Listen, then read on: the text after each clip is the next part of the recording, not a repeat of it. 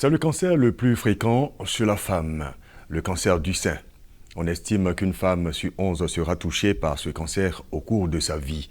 Aujourd'hui, en Côte d'Ivoire, 1223 femmes meurent du cancer chaque année sur les 2248 cas diagnostiqués. Découvert tôt, le cancer peut être guéri, nous dit-on. Mais a-t-on des thérapies innovantes du cancer du sein à ce jour? Et comment amener les femmes à se faire vite diagnostiquer pour avoir des chances de guérison? Nous tenterons de répondre à toutes ces questions cette semaine donc à Hebdo Santé sur Medi en TV. Nos invités sur ce plateau, Madame Sinata Awa Traoré, vous êtes infirmière et présidente du réseau des Amis de la lutte contre les cancers de la femme. C'est cela? Tout à fait. Merci en tout cas d'être avec nous.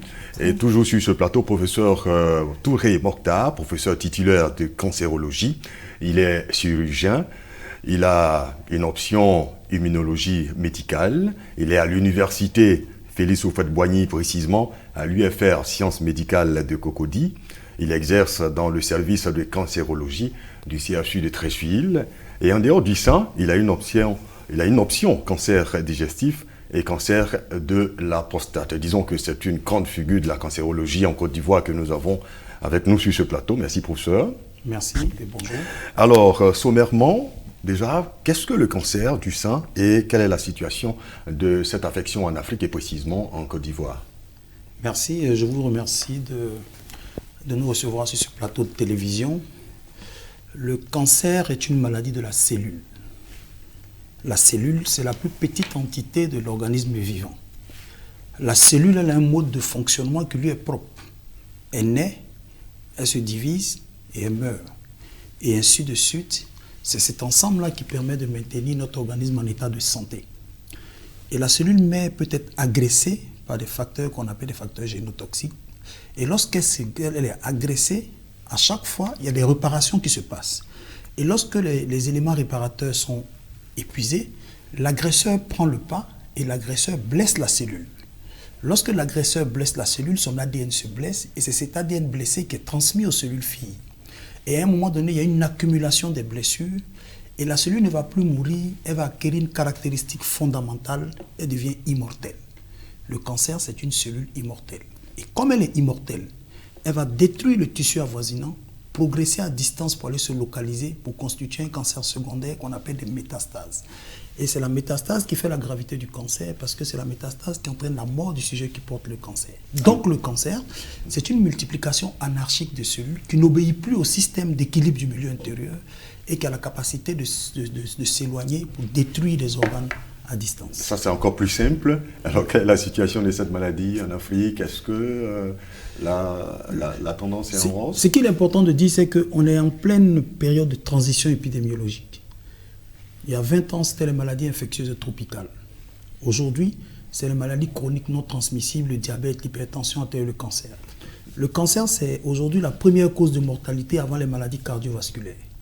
Et le cancer peut toucher aussi bien les enfants que les sujets âgés, les femmes, les hommes. Et dans ce groupe de cancers, le cancer du sein de la femme est un cancer le plus fréquent et la première cause de mortalité. En termes de cancer, dans le monde, c'est 18 millions de cas. Et c'est environ 10 millions de décès. En Côte d'Ivoire, en 2018, selon les chiffres qui sont sortis, c'est 15 000 nouveaux cas par an, c'est 10 500 décès. C'est énorme. Cancer du sein, premier cancer de la femme, première cause de mortalité, 2248 nouveaux cas, 1223 décès. Et c'est énorme. C'est la première cause de mortalité, c'est un problème de santé publique. Alors vous avez dit que tout le monde peut être touché, mais est-ce qu'il y a un âge qui favorise l'apparition du cancer? À l'origine, on disait que le cancer était lié au vieillissement. Plus on prenait de l'âge, plus on avait la malchance de faire un cancer. Mais aujourd'hui, on constate que le cancer survient de plus en plus chez des sujets jeunes, notamment dans les pays en Afrique au sud du Sahara. Mais il n'y a pas un âge particulier. Il y a des cancers pédiatriques, il y a des cancers du sujet jeune, adulte, et des cancers du sujet âgé. Alors, Madame Sinata Awa Traoré, vous êtes une victime du cancer du sein. À quel âge vous avez su que vous avez le cancer? Je crois que j'avais 35 ans. 35 ans. Alors, racontez-nous comment est-ce que ça a commencé? Comment est-ce que vous avez ressenti, les premiers signes? Je crois que dans mon cas, c'est un peu particulier parce que je faisais une des formes qui est un peu difficile à diagnostiquer. Je crois que tous les médecins qui m'ont vu ont d'abord pensé à une dermatose.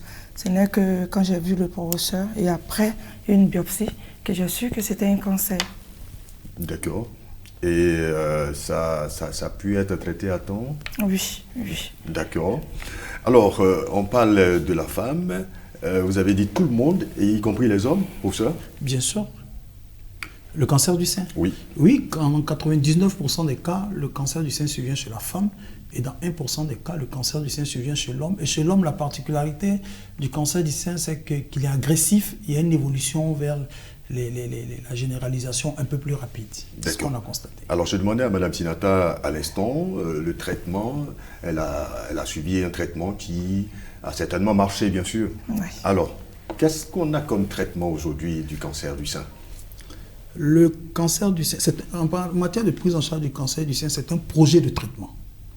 C'est beaucoup de méthodes de traitement, beaucoup de méthodes thérapeutiques qui s'intriquent pour potentialiser, qui sont synergiques en vue de potentialiser leur action. Donc, il y a la chirurgie qui demeure une méthode de référence, mais la chirurgie s'intègre dans d'autres méthodes telles que la chimiothérapie. On a des médicaments de chimiothérapie ici en Côte d'Ivoire, mais difficilement accessibles, il faut le reconnaître. Il y a la radiothérapie, qui sont des rayons qu'on amène après avoir opéré le malade. Et puis il y a des thérapeutiques innovantes qui coûtent un peu excessivement cher et tout ça, qui sont difficilement accessibles à la majorité de nos patients. Alors ces thérapeutiques-là, on les trouve en Côte d'Ivoire? Bien sûr. Du moins, on les pratique en Côte d'Ivoire? Toutes les thérapeutiques existent, mais les thérapeutiques innovantes qui sortent sont difficilement accessibles, coûtent relativement cher.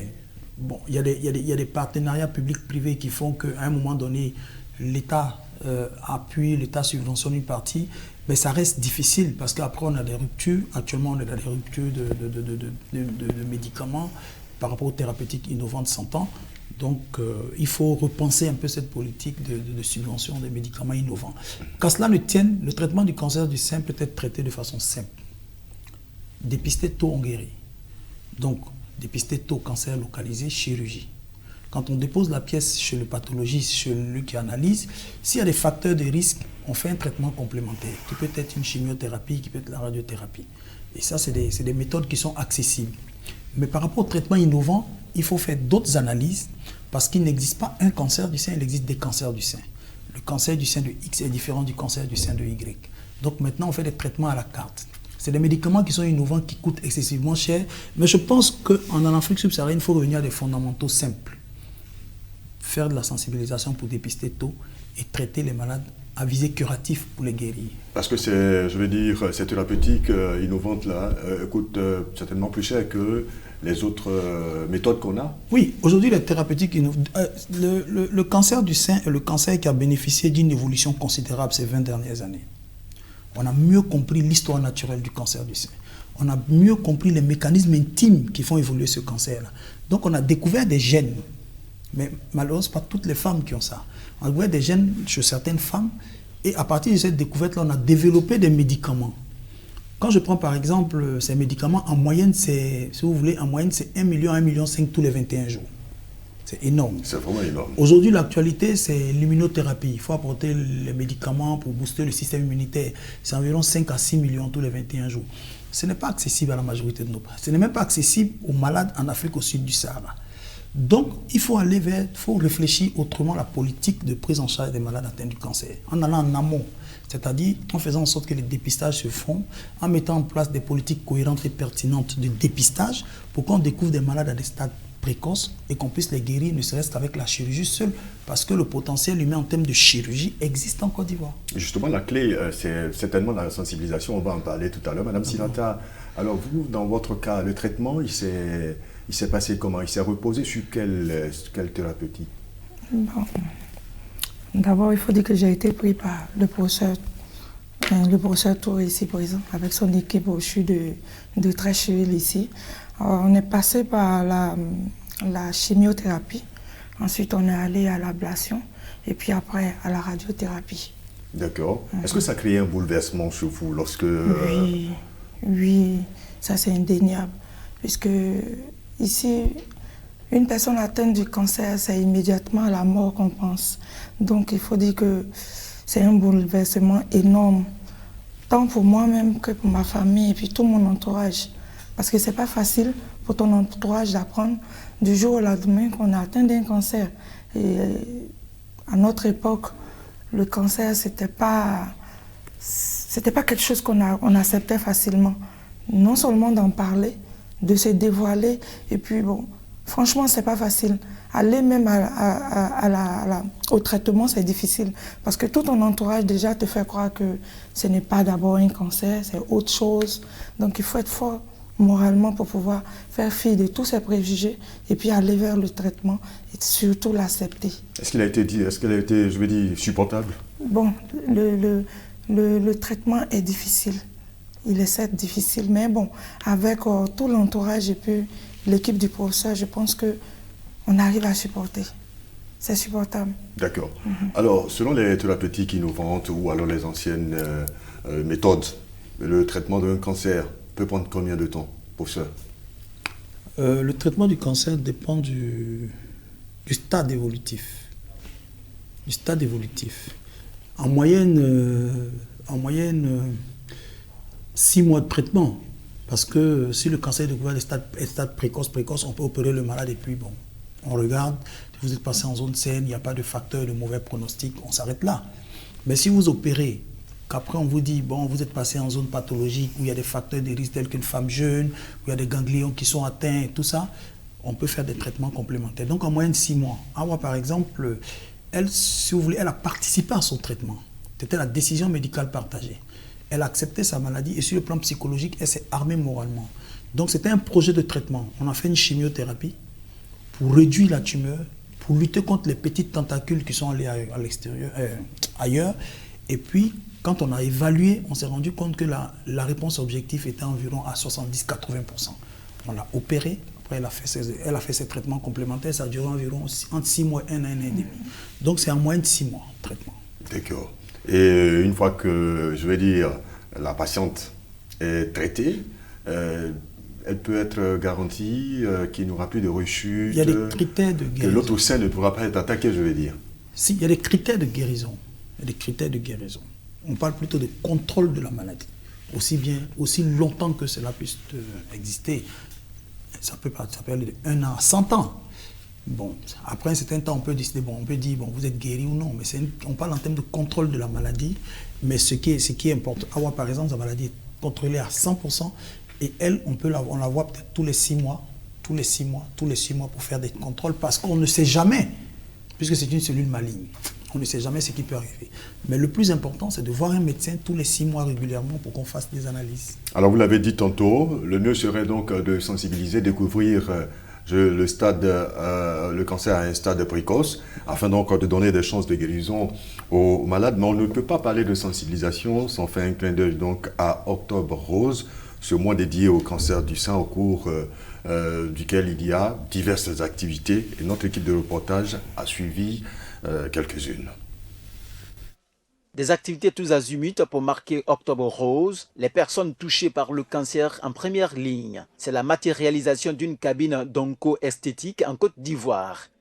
C'est une cabine d'esthétique comme dans n'importe quel cabinet d'esthétique qu'on connaît, mais il y a une particularité, c'est que les soins qui sont administrés répondent de manière précise aux besoins des personnes qui ont un cancer. Un service qui vient améliorer la qualité de vie des malades du cancer. En tout cas, l'initiative est bonne, parce que vraiment ça réjouit le cœur. Ça nous permet au moins de nous relaxer. Le milieu du sport féminin n'est pas en reste des activités de sensibilisation sur le cancer du sein à la faveur d'Octobre Rose. L'association Agui a mobilisé les handballeuses du WAC dans la commune de Williamsville. Le cancer, c'est un tueur silencieux. Et lorsque tu vois tes menstrues, ça veut dire que pour la jeune fille, elle est régulièrement réglée. Ça veut dire qu'elle voit ses menstrues régulièrement. Elle doit faire des palpations à partir du 10e jour après ses règles. Et puis, à la recherche d'un nodule. C'est-à-dire qu'une masse dans le sein. L'intérêt de sensibiliser ces jeunes filles sur les signes du cancer du sein est de les encourager au dépistage précoce. Le choix s'est porté sur le sport, en fait. Donc de voir du sport être effectué dans des conditions précaires m'a mis en route. C'était ça d'abord. Et de me rendre compte que c'était des filles, ça a été l'opportunité donc pour le cancer du sein, pour qu'on leur fasse un topo sur comment on appelle cette pandémie. Pour l'association Agui, la sensibilisation au cancer du sein doit aller au-delà de ce mois d'octobre rose, d'où le bus rose. Cette mammobile devrait permettre de sauver la vie de millions de femmes qui n'ont accès aux services de santé. Alors voici quelques actions de sensibilisation à l'occasion de ce mois dédié au cancer, Octobre Rose. Alors vous pensez que faire des activités juste pendant ce mois, parce que pendant le mois d'Octobre Rose, on voit beaucoup d'activités. Est-ce que vous pensez que ça suffit pour véritablement sensibiliser les femmes à se faire dépister? Je pense que c'est très très insuffisant.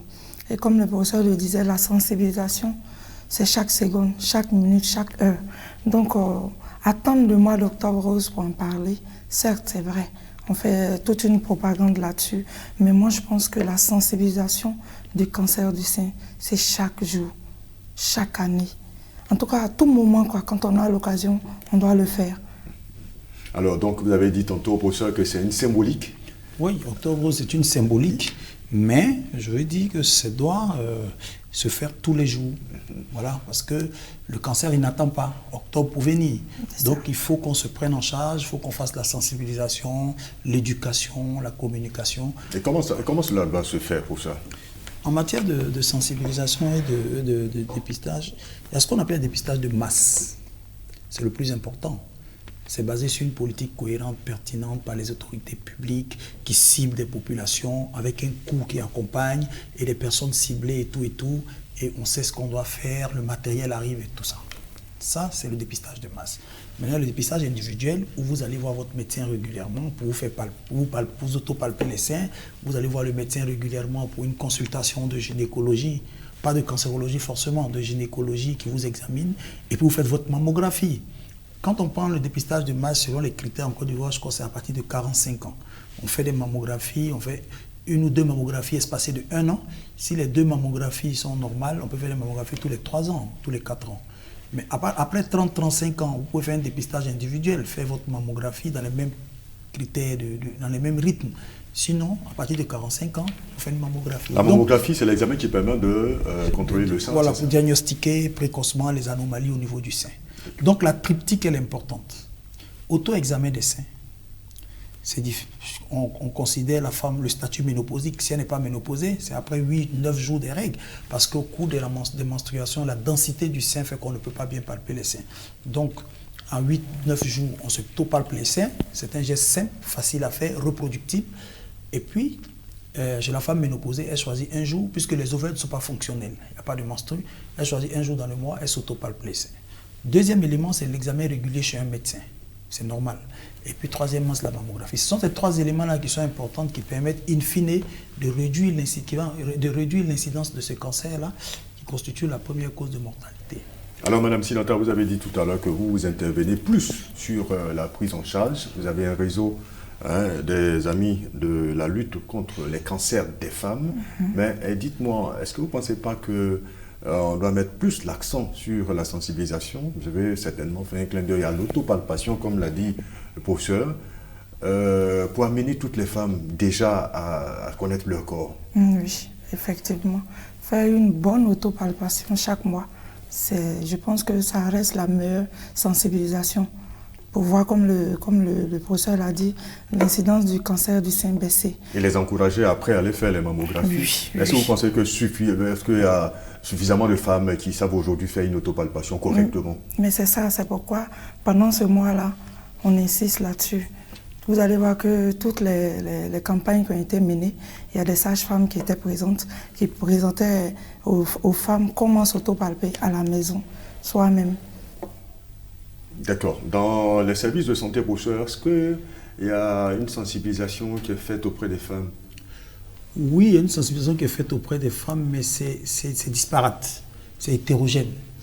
Il faut qu'on fasse une politique inclusive où on cible des gens, bien, des dépistages de masse, j'entends.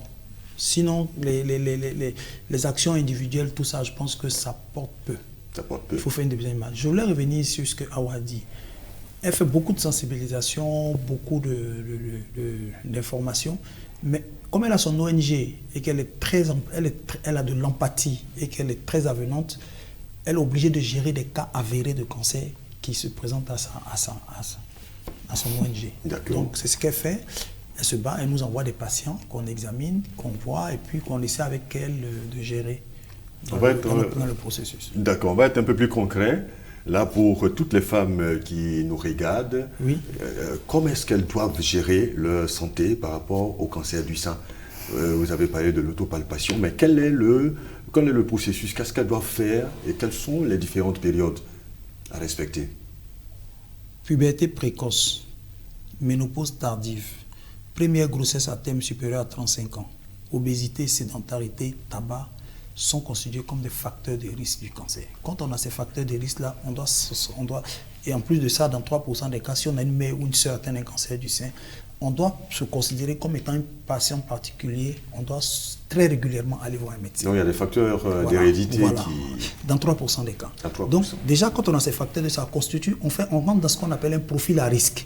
Chaque fois, on doit aller voir un médecin. Et boule dans le sein, écoulement de sang au niveau du mamelon, déformation du sein, asymétrie du sein, douleur osseuse qui ne s'amende pas, et douleur au niveau du foie qui ne s'amende pas, allez consulter un médecin. Ce sont des signes qui peuvent faire penser au cancer du sein. Ce n'est pas un cancer du sein, mais c'est une forte présomption. À partir de cet instant que vous allez voir un médecin, il y a toute une démarche. Parce qu'un médecin, un malade, ça s'interroge, ça s'examine.